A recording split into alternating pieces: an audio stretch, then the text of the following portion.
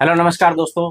देखिए क्वेश्चन था कि हम शिपिंग लाइन से नेगोशिएट कैसे कर सकते हैं कोई भी रेट्स के लिए। किसी भी डेस्टिनेशन के लिए हम लोग कोई शिपमेंट एक्सपोर्ट कर रहे हैं, मान लो किसी एक्सपोर्टर ने बोला कि ये रेट तो सेम शिपिंग लाइन, एक किसी भी शिपिंग लाइन का आप नाम ले लो, मक्स हो गया, एपक हो गया, तो कोई एक्सपोर्टर बोला कि सर आप मेरे को इसी लाइन पे मेरे को 1000 का रेट दे रहे हो, दूसरा फॉरवर्डर मेरे को 800 का दे रहा है, तो वो किस तरीके से होता है, नेगोशिएट कैसे कर सकता है वो।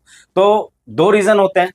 एक तो या तो उसकी रेट फाइलिंग है, जो फॉरवर्डर है जिस फॉरवर्डर पे उसको रेट कम मिल रहा है, या तो वो फॉरवर्डर उस डेस्टिनेशन के लिए कई सारे कंटेनर कर रहा है जिसके लिए उसने शिपिंग लाइन से कॉन्ट्रैक्ट फाइल किया हुआ कि मैं आपको साल में या महीने में इतने कंटेनर दूंगा तो आप हमें ये रेट प्रोवाइड करा के देंगे। तो क्या होता है कि उसमें जो शिपिंग लाइन है उसको रेट कम रेट में फाइल कर देती है। अगर उसको क्राइटेरिया को फुलफिल नहीं कर सकता है तो उसको वही चार्जेस पे करने होते हैं जो एक्चुअल टाइम में सभी कस्टमर के लिए दिख रहे हैं।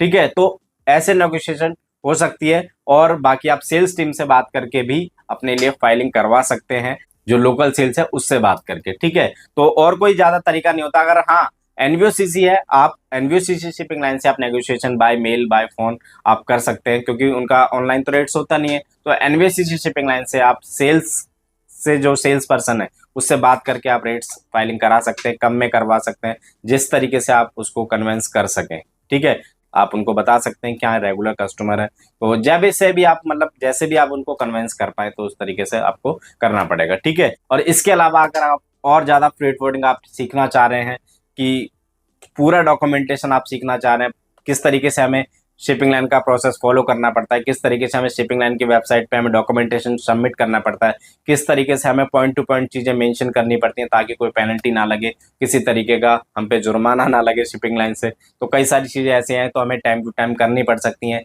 कंटेनर ऐसा ना हो कि आपने डॉक्यूमेंट तो सबमिट कर दिया है लेकिन इनकरेक्ट फाइल किया है, तो वहां पे भी आपका कंटेनर लोड नहीं होगा। वो कैसे चेक करें हमने करेक्ट किया नहीं किया, वो सारी चीजें मैं फ्रेट फॉरवर्डिंग कोर्स के अंदर आपको सिखाता हूँ, जिसमें हम रियल टाइम में जो वर्क करते हैं वो सारी चीजें हमने उस कोर्स के अंदर कवर की हुई है। उसमें आपको एग्जैक्ट जो चीजें हम रियल टाइम में ऑफिस में बैठ के काम करते हैं वो सारी चीजें हमने उस कोर्स के अंदर बताई हुई है। तो जो भी इंटरेस्टेड है एक्सटॉप पे नंबर देख रहे हैं उस पर कॉल करके या फिर वेबसाइट पे विजिट करके आप कोर्स की डिटेल दे सकते हैं और कोर्स को ज्वाइन कर सकते हैं। तो इस वीडियो को हम लोग यही समाप्त करते हैं, मिलते हैं नेक्स्ट वीडियो में एक नए टॉपिक के साथ। तब तक के लिए धन्यवाद।